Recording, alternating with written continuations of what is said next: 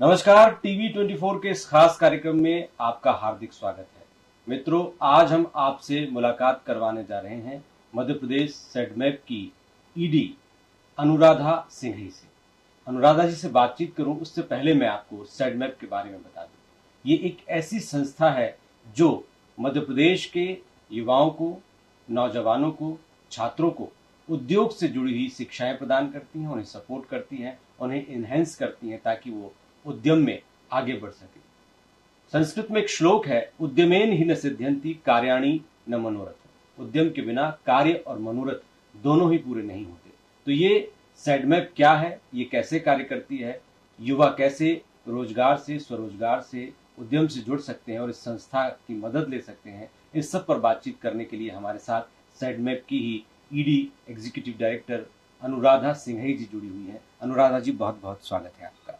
अनुराधा जी, जैसे कि ये नाम है सेडमैप, थोड़ा सा अलग सा नाम है, इसके बारे में शायद बहुत लोग नहीं जानते रहे होंगे या युवाओं को तो इसकी जानकारी रही होगी, और जिनको नहीं जानकारी है वो और अच्छे ढंग से इस संस्था को जान सके। तो सबसे पहले तो सेडमैप के बारे में जानना चाहेंगे आप। जी, SEDMAP centre for entrepreneurship development Madhya Pradesh है, जिसको हम हिंदी में उद्यमिता विकास केंद्र के नाम से जानते हैं। जी।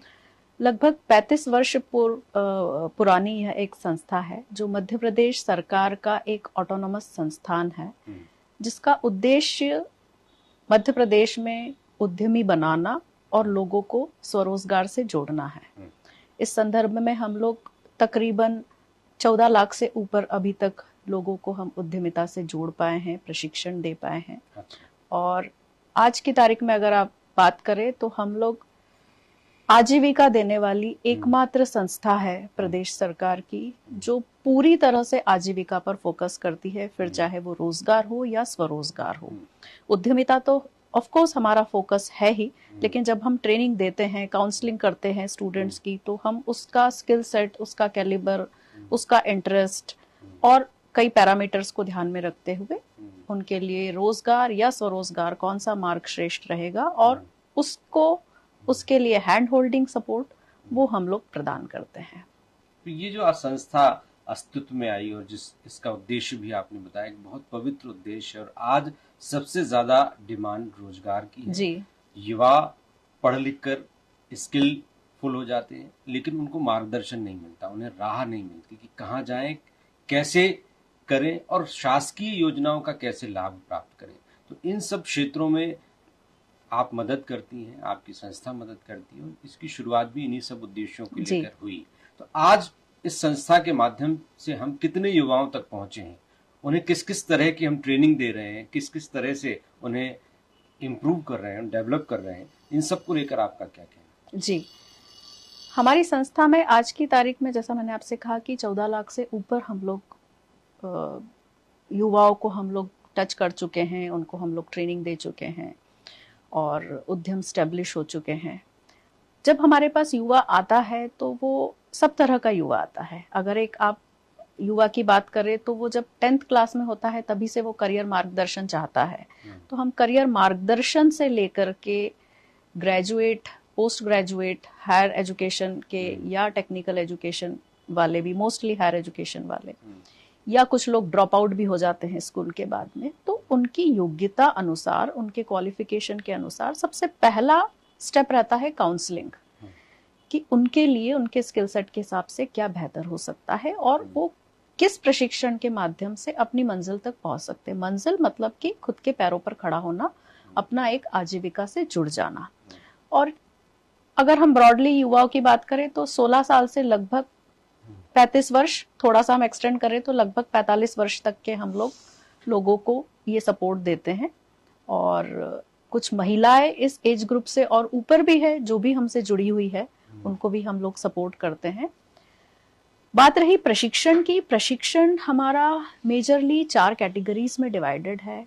जैसा कि हमारा नाम है उद्यमिता विकास केंद्र, सबसे पहले हम लोग उद्यमिता के ऊपर ट्रेनिंग देते हैं और उद्यमिता विकास एक हमारा प्रशिक्षण प्रोग्राम, काफी पॉपुलर प्रोग्राम है। इस पर अवेयरनेस भी करते हैं जिसको हम EAP बोलते हैं, एंटरप्रेन्योरशिप अवेयरनेस प्रोग्राम। फिर हम EDPs करते हैं, एंटरप्रेन्योरशिप डेवलपमेंट प्रोग्राम्स। उसके बाद में आता है skill development programme. Technical skill में एक पर्टिकुलर सेक्टर में हम लोग टेक्निकल पूरा स्किल देते हैं, वो स्किल ट्रेनिंग में आता है। देन हमारे लीडरशिप डेवलपमेंट रिलेटेड और मोटिवेशनल बहुत सारे प्रोग्राम्स होते हैं। और एक और हमारा बहुत यूनिक कोर्स है स्थापना को लेकर के, या एस्टेब्लिशमेंट। गवर्नमेंट ऑफिसेज में आप देखते हैं स्थापना अधिकारी एक बहुत विशिष्ट अधिकारी होता है जो ऑफिस की पूरी कार्य को प्रगति देता है। ये भी ट्रेनिंग प्रोवाइड करने वाली हमारे संस्था प्रदेश की एकमात्र संस्थान है जो इसके ऊपर प्रशिक्षण देती है। आजीविका मार्गदर्शन और इसको सस्टेनेबल कैसे बनाया जाए, इसके ऊपर हमारा मेजर फोकस है। क्योंकि हमारा ये मानना है, अगर आज की आप 2011 के सेंसस की बात करें तो लगभग 7 करोड़ 40 लाख मध्य प्रदेश की आबादी थी। अभी हम 2024 की बात करें तो तकरीबन मान के चलिए कि लगभग 9.5 करोड़ के करीब पॉपुलेशन होगी और इसमें 19% युवा होता है, जो कि एक बहुत ही सिग्निफिकेंट नंबर है। अगर हम इस युवा वर्ग की बात करें जो अनएम्प्लॉयड युवा वर्ग है, तो या ये कह ले कि जो इनके एक्सपेक्टेशन है उस तरह के रोजगार से ये नहीं जुड़े हुए हैं, उन युवाओं को फोकस करके हम लोग कैसे उनको स्वरोजगार के लिए प्रेरित करके वहां पर हम लोग माइक्रो, नैनो, कॉटेज और MSME उद्योग पर जाए। ये हमारी एक पूरी परिकल्पना है। क्योंकि इंडिया आज की डेट में अगर आप देखें दूसरे वर्ल्ड से कंपेयर करें दूसरे नेशन से, तो एक बहुत ही प्रभुत्व वाले क्षेत्र में आ गया है, जहां पर भारत अकेला देश है जिसने उद्योगों को बढ़ावा दिया है।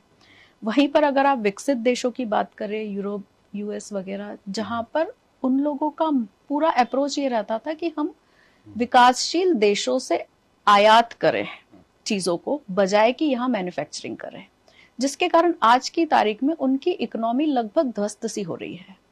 वहीं हमारी इकोनॉमी बूम कर रही है, क्योंकि हमने हमेशा से उद्योग को बढ़ावा दिया। और आज भी अगर आप माननीय प्रधानमंत्री जी को देखें तो स्टार्टअप योजना हुई हमारी, तमाम तरह की योजना जिससे हम उद्यम, आइडिएशन और मैन्युफैक्चरिंग, MSMEs इनको बढ़ावा दे रहे हैं। उससे और लोकली, जिसको कहते हैं वोकल फॉर लोकल या डिसेंट्रलाइज्ड इकोनॉमी, कि आपके क्षेत्र में ही आपके एक उद्योग से उस पर्टिकुलर जिले को पूरी सामग्री या सर्विस प्राप्त हो रही है।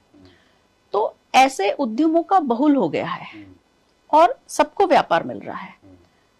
उसी में कुछ एक क्षेत्र ऐसे हैं जो बहुत ज्यादा उद्यमिता देते हैं या बहुत सारे रोजगार भी डेवलप करते हैं। जैसे अगर हम देखें तो एग्री एंड एलाइड सेक्टर, आज हमारी रूरल जनसंख्या सबसे बड़ी है और इसमें बहुत सारे अनगिनत ऐसे सेक्टर्स है एग्री एंड एलाइड में, क्योंकि it includes agriculture, horticulture, animal husbandry, food processing and allied. तो अपार संभावना है। दूसरा हम क्षेत्र ले रूरल एंड कॉटेज इंडस्ट्री, इसमें अपार संभावना है। एक और बहुत बड़ा क्षेत्र है tourism. Tourism and hospitality, Bharat cultural tourism के लिए विश्व में विख्यात है। इसके अलावा भी अगर आप देखें तो रिलीजियस टूरिज्म का भी अपना एक बहुत बड़ा महत्व है पूरे भारत में। और इसमें जिस तरह की संभावना है, अगर हम दूसरे कुछ देशों से कंपैरिजन करें, सिंगापुर से करें, यूरोप से करें, यूरोप के कुछ देशों से जहां पर, या इवन कुछ दूसरी कंट्रीज से भी हम कंपेयर करें जहां पर टूरिज्म उनका एक मात्र सोर्स है, लेकिन वो सारे आर्टिफिशियल रिसोर्सेज है, जबकि हमारे यहाँ नेचुरल रिसोर्सेज है। और उन नेचुरल रिसोर्सेज के साथ में हम लोग अगर कुछ और भी रिसोर्सेज क्रिएट करते हैं आर्टिफिशियल, तो हम टूरिज्म में बहुत बड़ा लाइवलीहुड क्रिएशन कर सकते हैं। तो टूरिज्म एंड हॉस्पिटैलिटी सेक्टर एक बहुत बड़ा सेक्टर है। एजुकेशन सेक्टर तो ऑफ कोर्स सनराइज इंडस्ट्री है ही, IT सेक्टर है। वेलनेस इंडस्ट्री एक बहुत बड़ी इंडस्ट्री बन के उभर रही है। मेडिकल टूरिज्म, वेलनेस इंडस्ट्री, अगर आप देखेंगे तो कई देशों से लोग भारत आते हैं सिर्फ अपना इलाज करवाने के लिए, क्योंकि वहां पर डॉक्टरों के अपॉइंटमेंट टाइमली नहीं मिलते हैं।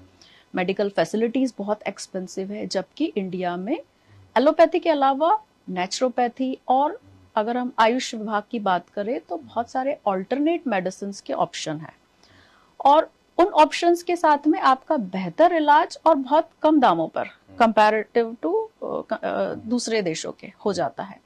तो यहाँ पर वो भी एक उद्योग के बहुत बड़ी संभावना है। इन उद्योगों के चलते, और एक और सेगमेंट जो है लॉजिस्टिक्स एंड सप्लाई चेन, आप देखते होंगे, जोमेटो देखते होंगे, आप उबर देखते होंगे, इस तरह के एग्रीगेटर्स आजकल बहुत सारे आ रहे हैं, और जो supply chain, logistics, warehousing, cold storage, इन सब चीजों पर काम करते हैं।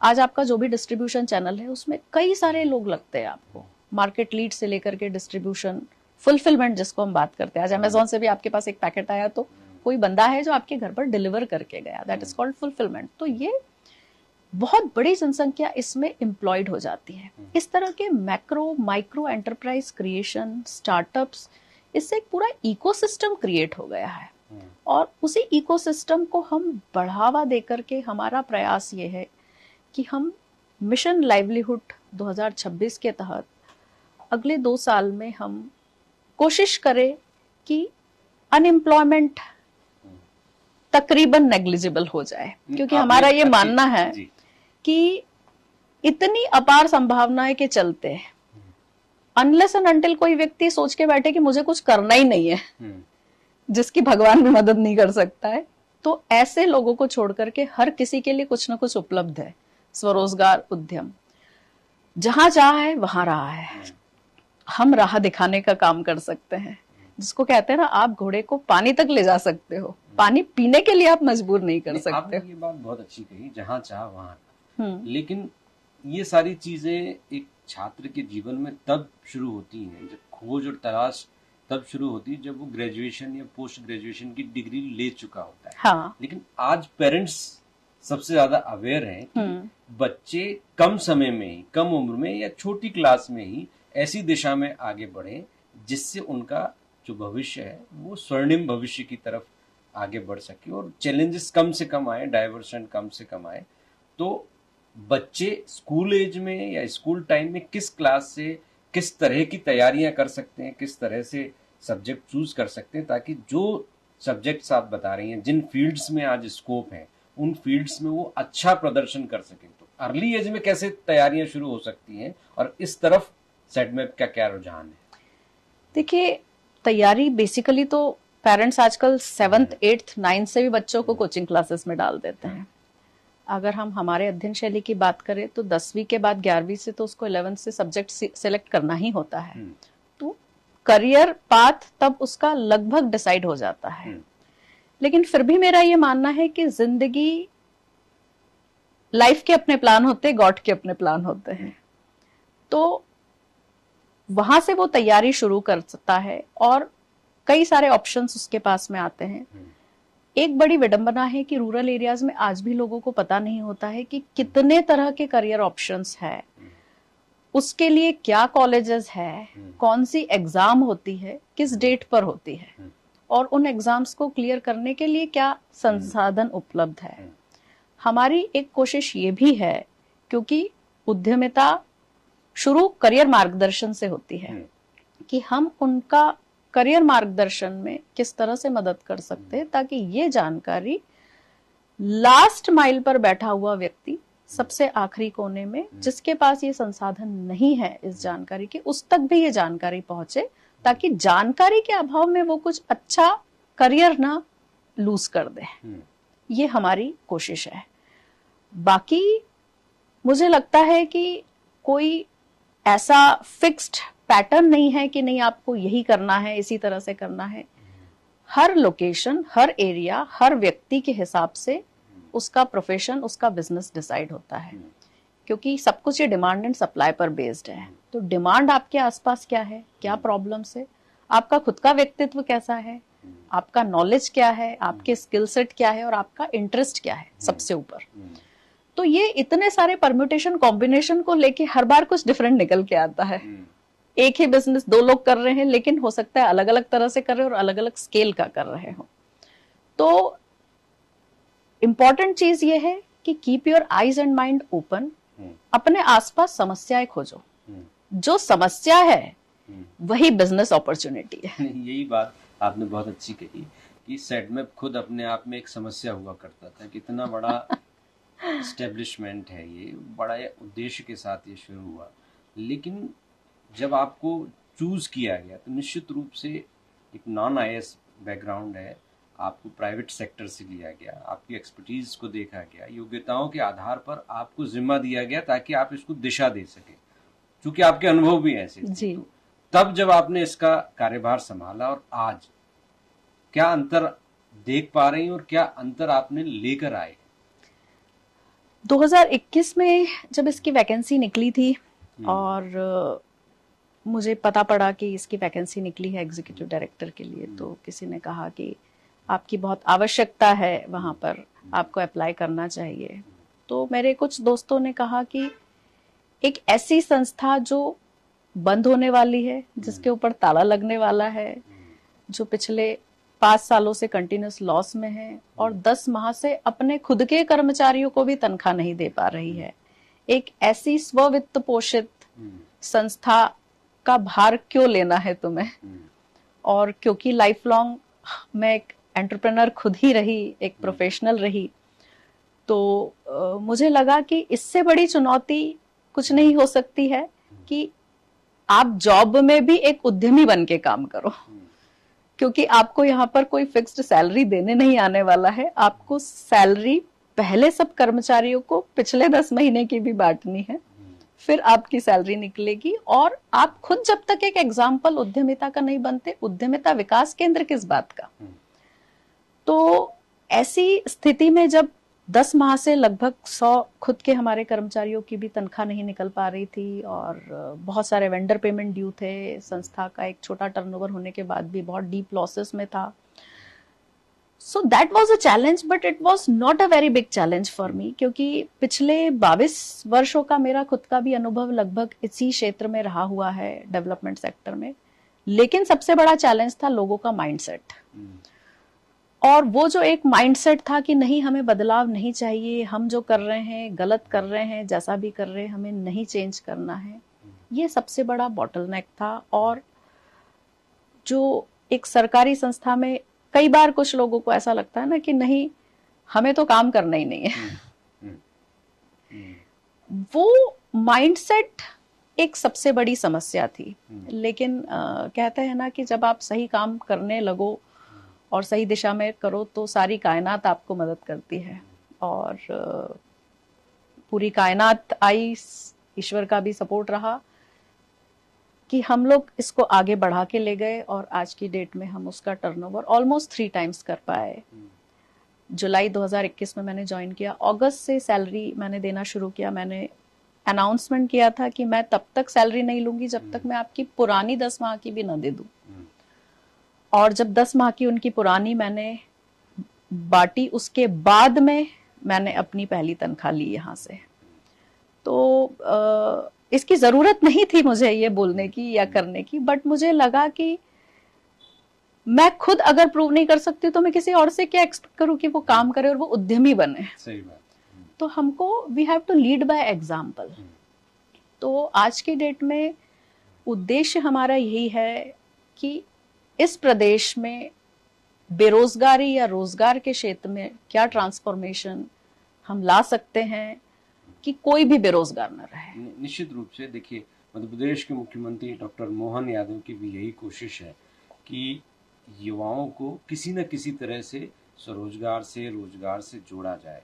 और इसीलिए मुख्यमंत्री बनते ही सबसे पहले यदि सबसे बड़ा कोई आयोजन था तो वो ग्लोबल इन्वेस्टर समिट का जी। और उसमें एमएसएमई डिपार्टमेंट की एक महत्वपूर्ण भूमिका थी, जिसके अंतर्गत ये उद्यमिता विकास केंद्र, सेंटर फॉर एंटरप्रेन्योरशिप डेवलपमेंट, ये आता है। तो इसका उद्देश्य है एंटरप्रेन्योर डेवलप करना। और आज युवाओं के बीच में ये फैसिनेटिंग वर्ल्ड है, एंटरप्रेन्योर बनना है। बचपन से ही एक चीजें देखते हैं, सुनते हैं, तो नहीं हम तो खुद का कुछ करेंगे, नौकरी में नहीं जाएंगे। तो ये कितना सस्टेनेबल है, जैसा कि आपने बताया कि मुख्य सवाल तो तब है जब आप शुरू कर देते हैं और फिर उसको सस्टेन करने की बारी आती है।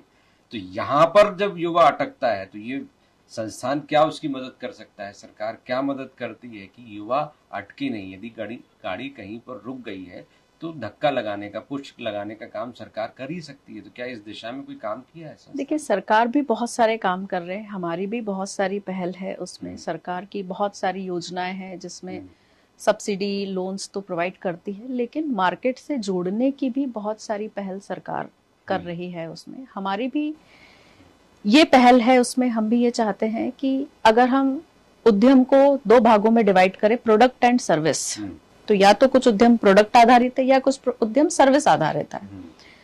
हम इनको लिंकेजेस कैसे दे सकते हैं? क्योंकि उद्यमी बनाना एक बात है। देखिए, जो हार्डकोर उद्यमी है वो तो सस्टेन कर ही जाता है, क्योंकि उसको ये मालूम है कि मुझे कोई सपोर्ट करे ना करे, मुझे ये काम करना ही है। लेकिन एक पॉजिटिव एटमॉस्फेयर से वो उसकी जर्नी आसान हो जाती है। तो हमारी भी कोशिश ये है कि उसकी जर्नी आसान करने के लिए हम उसको मार्केट लिंकेज, बिजनेस लिंकेज हम कैसे प्रोवाइड करें। तो उस दिशा में हमारे काफी सारे कार्य चल रहे हैं। बहुत ही जल्दी अगला वार्तालाप जब हम करेंगे तो हम उस चीज को आपके सामने लेकर के आएंगे कि हम लोग किस तरह से प्रोडक्ट कैटेगरी और सर्विस कैटेगरी अलग अलग सेक्टर वाइज हम उनको मार्केट से लिंक कर रहे हैं। क्योंकि अगर बिजनेस सस्टेनेबल है, उसका उद्यम सस्टेनेबल है, तब तो वो सरवाइव कर जाएगा और वो टिका रहेगा, अन्यथा वो और डिमोटिवेट हो जाएगा। इसलिए हम लोग एक चीज और भी अपने उद्यमियों से कहते हैं कि ऑलवेज स्टार्ट स्मॉल। जैसे कि एक झरने की शुरुआत हमेशा एक छोटे से उससे होती है। तो आप बहुत बड़ा मत प्लान करो स्टार्टिंग में कि मुझे बहुत बड़ा बन जाना है। आप बनाओ एम्पायर, लेकिन start small. Start small and become big. उसमें आपकी रिस्क बहुत कम हो जाती है। अगर मैं शुरू में ही बहुत बड़ा इन्वेस्टमेंट कर दूं, देखो जब भी आप कोई बिजनेस करते हो तो ये रिस्क होती है, सब संभावना आपको लेके चलनी पड़ती है। हो सकता है बहुत सक्सेसफुल हो सकता है ऐसा ना भी हो। तो ऐसी स्थिति में अगर आपने कहीं से लोन लिया है, किसी से उधार लिया है, तो वो आप एक और प्रेशर में रहते हो। तो आप इतना बड़ा शुरू करने की बजाय छोटे ग्राउंड पर टेस्ट करो, छोटी सी पूंजी से करो। अगर आप उसमें सक्सेसफुल होते हो देन धीरे धीरे आप एक्सपांड करो। फिर बैंक्स वगैरह सब खुद ही आ जाएंगे आपके घर पर, आपको कहीं जाने की जरूरत नहीं है। तो इसका सीक्रेट ये है सेल्फ सस्टेनेबल होने का कि आप सबसे पहले ये सोचना छोड़ दो कि कोई भी आपकी मदद को आ रहा है। और आप जब आप ये सोच के काम करते हो कि कोई मदद को नहीं आ रहा है, तो आप वो आइडिया सिलेक्ट करते हो, उतनी पूंजी लगाते हो जितनी आवश्यक होती है। लेकिन अगर मैं ये सोच के लगाऊं कि नहीं, मुझे तो स्टार्टअप में वेंचर कैपिटल इन्वेस्टमेंट मिल जाएगा, मुझे तो बहुत बड़ी फंडिंग हो जाएगी, और मैं फंडिंग के लालच से बिजनेस शुरू करूं, या मैं सिर्फ सब्सिडी के लालच से बिजनेस शुरू करूं, वो बिजनेस फ्लॉप हो जाते हैं। क्योंकि उसमें मेरा ऑब्जेक्टिव बिजनेस करना नहीं होता है। मेरा ये माइंडसेट होता है कि नहीं, मुझे तो ये फंडिंग मिल जाए, मुझे तो ये सब्सिडी मिल जाए। और आप सब्सिडी लेते हो, लोन लेते हो, तो आपको ब्याज भी तो चुकाना पड़ता है। नहीं, ये बात आपने सही कही अनुराधा जी। मूल बात ये है कि आज युवा दिशा विहीन है ना। आपने कहा कि सोच समझ के इन्वेस्टमेंट। सॉरी, मैं आपको इंटरप्ट कर रही हूँ, बट वो पूरी तरह से दिशा विहीन नहीं है। आज के युवा बहुत अच्छे से जानता है कि मुझे क्या करना है। कई बार ये ओवर कॉन्फिडेंस उसको परेशान कर देता है, जब वो जानता है ना कि नहीं, मुझे तो ये करना है। अगर आप देखेंगे तो आज की डेट में बहुत जल्दी युवा डिप्रेशन में चला जाता है।